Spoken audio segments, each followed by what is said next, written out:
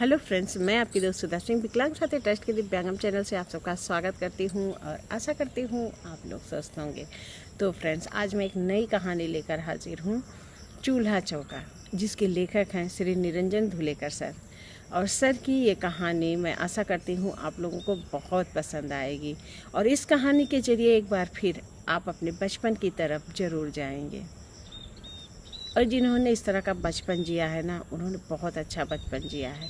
तो उनकी ये कहानी चूल्हा चौका मैं शुरू करती हूँ।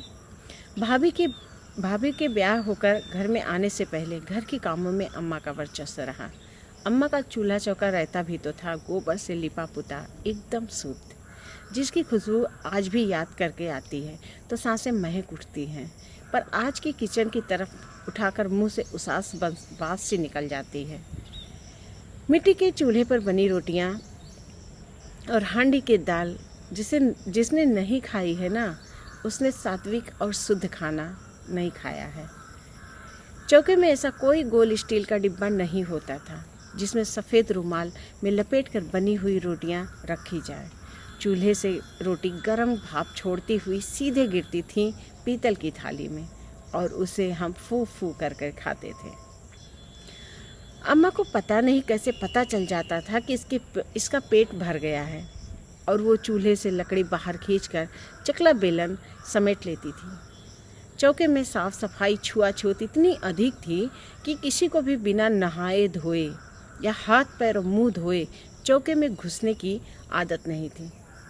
घुसने की तो परवानगी थी, ना ही हिम्मत थी। साल में एक दो बार अम्मा अपने हाथों से नया चूल्हा बनाती थी, वो भी नहा धोकर पूजा पाठ करके और दिन और साइत देख कर गए। हमें उस मिट्टी को तो ना तो छूने दिया जाता था, ना ही हमसे कोई मदद ली जाती थी। हम सब अम्मा को दूर से घेर कर बैठ जाते थे और उन्हें अपने लोई जैसे गोल गोल हाथों से मजबूत चूल्हा बनाते हुए देखते थे। व्रत उपवास तो अम्मा के बरहों मास चलते रहते थे, जिसमें बने स्पेशल उपवासी पकवान मुझे बहुत अच्छे लगते थे। गांव में ब्रेकफास्ट या नाश्ता जैसी कोई चीज़ें नहीं होती हैं। सवेरे खाना खाकर बाहर निकलो और शाम को घर आकर खाना खाओ। बाहर का खाना बेहद ख़राब होता है, अशुद्ध होता है और साफ़ सफाई से नहीं बनता है, यही समझाया जाता था। घर में 2 वक्त खाना बनता था, रसे वाली तरकारी या दाल, रोटी या चावल बस। गांव की अमीरी कभी कभी गलियों में राहे साहब के तगड़े घोड़े वाले टांगे के टप टप करती गुजर जाती और हमें उसके पीछे पीछे कुछ दूर तक हम भी दौड़ लगाते थे। स्वस्थ खेलों में हॉकी, सांप सीढ़ी, लूडो, कैरम और पतंग गिने जाते थे। अस्वस्थ यानी बिगड़े बच्चों के खेलों में कंचे, गिल्ली डंडा, ताश वगैरह जो गली झाप पे खेल माने जाते थे, उन्हें खेलने की इजाज़त हम लोगों को नहीं थी। अम्मा को सवेरे वाली ठाकुर जी की पूजा की घंटी पर मैं उठता और शाम को दिया जलाने के पहले हम सब घर के अंदर आ जाते थे।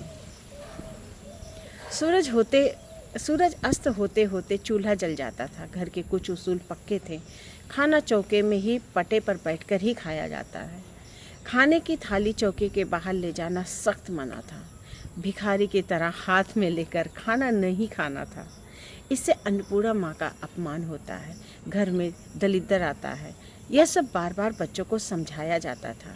सवेरे 9 और रात 8 बजे तक घर की पंगत बैठ जाती थी। अरे हाँ, बुधवार को बिनका गीत माला की वजह से देर बैठने की छूट मिलती थी। खपरेल की छतों में चूल्हे का धुआं बिना चकाचौंध वाले शाम के आकाश की तरफ उड़ जाता था। यह भी बताया जाता था कि इस धुएं से आंखें साफ हो जाती हैं और बुरी आत्माएं भी घर में प्रवेश नहीं करती हैं। साथ में घर में घुसे मच्छर भी भाग जाते हैं। चूल्हे से निकली राख से माजे हुए पीतल के बर्तनों की वो चमक आज भी मुझे याद है। घर में राख, गोबर, चूल्हे की लकड़ियाँ और कंडों की अजीब मिली जुली खुशबू फैली रहती थी। गोबर मिट्टी वाली ज़मीन वाला वो मुलायम बिस्तर मुझे फिर कभी नसीब ही नहीं हुआ। जिस पर सो कर ना तो मुझे कभी चोट लगी, ना ही कमर या सर दर्द महसूस हुआ। आज घर में किचन में सब कुछ है, पर मन बार बार वक्त उसी गोबर खपड़ैल वाले घर की चारदीवारी में कैद होकर एक बार फिर जीने के लिए फड़फड़ा उठता है। तो फ्रेंड्स, ये सर निरंजन धुलेकर सर की कहानी आशा करती हूँ आप लोगों को अपने बचपन की तरफ जरूर लेकर गया होगा। हमारा बचपन सच में ना एक टाइम होता था, मुझे आज भी याद है, जब अब मेरे बाबा के यहाँ हम लोग बैठते थे खाना खाने। तो हम लोग ऐसे नहीं कि कोई यहाँ बैठा कोई वहाँ बैठा था, मिट्टी का एक पीढ़ा बना हुआ होता था चौका में ही, वहाँ पर हम लोग सब लोग बैठ जाते थे दीवार के किनारे। और इसके बाद हम लोग सब लोग एक एक रोटी खाना खाते थे। मुझे आज भी याद है, मेरी मम्मी जो है खाना बनाती थी, तो वो चूल्हे पर जब खाना बनाती थी तो एक एक रोटी हम सबको देती थी जब हम लोगों को स्कूल जाना होता था। और मुझे आज भी अभी थोड़ा थोड़ा ध्यान है कि हम लोग खाना खा के उठते थे, उसके बाद बाबा लोग बैठते थे। तो बाबा लोग के बैठने से पहले वहाँ पर पूरा मतलब जो मेरी मम्मी है वो पूरा लीपती थी। इसके बाद पानी छिड़का जाता था, तब बाबा लोग बैठ के खाना खाते थे, उसके बाद लेडीज़ें खाना खाती थी। तो सच में वो दिन तो सच में बहुत अच्छा दिन था। हम लोगों ने पूरा तो उस तरह नहीं जिया है, लेकिन मैंने जो कुछ भी देखा है सच में वो वाकई बहुत अच्छे दिन थे। अब तो लोग बच्चों को मिट्टी में नहीं खेलने देते हैं और मिट्टी टच नहीं करने देते हैं कि इन्फेक्शन हो जाएगा। एक ज़माना था जब लोग मिट्टी पर ही बैठकर खाना खाते थे और ज़मीन पर ही बिस्तर लगाते थे। आज के बच्चे सिर्फ मोबाइल में होकर जा रहे हैं। बचपन सच में हम लोगों ने जिया है। हम लोगों के टाइम पे मोबाइल था नहीं, और जिसकी वजह से पूरी तरह से हम लोगों ने बचपन एंजॉय किया है। हम लोगों के पास हम लोग जल्दी जल्दी शाम को कभी कभार खाना खा के बैठ जाते थे, और इसके बाद हमारे बाबा की कहानियाँ शुरू होती थी, जो हम लोग सारे बच्चे उनको घेर कर बैठे रहते थे और उनकी कहानियाँ सुनते थे।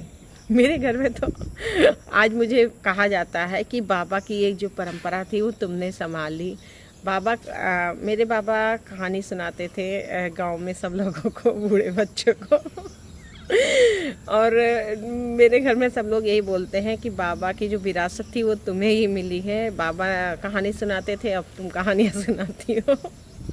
तो सब लोग ये कहते हैं तुम बाबा की जो विरासत है वो तुम्हें मिली है कहानी सुनाने की। पर सच में उस टाइम पर हम लोग ना जल्दी जल्दी अपना होमवर्क वगैरह कर लेते थे पढ़ाई का, इसके बाद बाबा के पास बैठकर कहानियाँ सुनते थे। और खाना खाते टाइम एक रूल था कि उस टाइम बोलना नहीं है, तो उस टाइम कोई नहीं बोलता था, चुपचाप से खाना खाते थे और सबको सच में एक एक रोटी ही मिलती थी। सर ने सच में एकदम बिल्कुल सही लिखा है।